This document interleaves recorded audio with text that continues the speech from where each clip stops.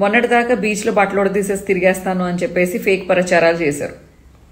ఎక్కడా నేను నా అఫీషియల్ పేజ్లో అలాంటి మాటలు నేను మాట్లాడలేదు. అండ్ నేను ఏదైతే వీడియోలు చేశానో, అంతకుముందు ఏమైతే పోస్టులు చేశానో, ఏమైతే లైవ్లు చేశానో అవి అలాగే ఉన్నాయి. ప్రతి ఒక్కటి ఏది డిలీట్ చేయలేదు. అండ్ ఇప్పుడు ఆ బీచ్ వీడియో పక్కన పాడేస్తే, అసలు సారీ, బీచ్లో బట్టలు తీస్తాను అనేది పక్కన పాడేస్తే, ఇప్పుడు మళ్ళీ ఇంకొకటి నా మీదే. ప్రతి ఒక్కళ్ళకి నేను ఒకదాన్ని హాట్ కేక్ లాగా దొరుకుతాను. ఏందో మరి నేనేమంత అందగత్తని కాదు, నేనేమంత ఇదేం కాదు. అయినా కానీ నాకు పడి ఏడుస్తారేందో నాకు అర్థం కాదు. ఇప్పుడు బైరెడ్డి సిద్ధార్థ్ రెడ్డి గురించి అనవసరంగా ఫేక్ ప్రచారాలు మొదలుపెట్టారు. ఆ అబ్బాయి నేను ఏదో రిలేషన్షిప్లో ఉన్నాము అని చెప్పి, నేనేదో సరదాకి ఎప్పుడైనా బైరెడ్డి బాగుంటాడు, బైరెడ్డి లాంటి మొగుడు వస్తే బాగుంటుంది అలాంటి మాటలు మాట్లాడాను. కానీ నిజంగా నేను ఎప్పుడు బైరెడ్డిని చూడటం కానీ, బైరెడ్డితో ఫోన్లో మాట్లాడటం కానీ, లేకపోతే బైరెడ్డి ఎక్కడ ఉంటాడని కానీ నాకు అసలు తెలీదు.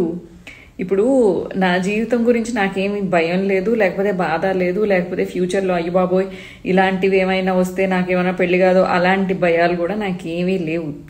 తెగించినోడికి తెడ్డేలింగం అన్నట్టు నా జీవితం ఆల్రెడీ అయింది చాలు, ఇంకా ఇంతకన్నా అవ్వక్కర్లేదు. కానీ బైరెడ్డి కంటూ ఒక జీవితం ఉంది, చిన్నపిల్లోడు. అండ్ ఆల్సో రాజకీయంగా ఇప్పుడిప్పుడే ఎదుగుతున్న పిల్లోడు. అనవసరంగా నేను కొన్ని రోజులు వీడియోలకి దూరంగా ఉండటానికి చాలా చాలా రీజన్స్ ఉన్నాయి.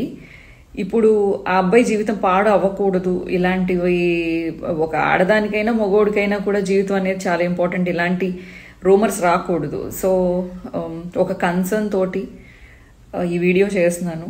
సో బైరెడ్డికి నాకు అలాంటి మ్యారేజ్ సెటిల్ అవ్వడాలు, లేకపోతే రిలేషన్షిప్లో ఉండటాలు, ఇలాంటివన్నీ ఫేక్ ప్రచారాలు మానుకోండి. పని లేకపోతే పని చేసుకోండి. అది కూడా అది కూడా చేయలేకపోతే భగవంతుడిని ప్రార్థన చేసుకోండి, చాలా చాలా ఉత్తమం. లేదా ఏదైనా అనాథ శరణాలయాలకు వెళ్ళి, వృద్ధాశ్రమాలకు వెళ్ళి ఏమైనా సేవలు చేసుకోండి, పుణ్యం వస్తుంది. అంటే ఉన్న మాటలు మీరు అనండి. నేనేమన్నా తప్పుగా మాట్లాడితే మీరు నన్ను తిడతారు, అదంతా నేను తీసుకుంటాను. కానీ ఫేక్ ప్రచారాలు చేయకండి.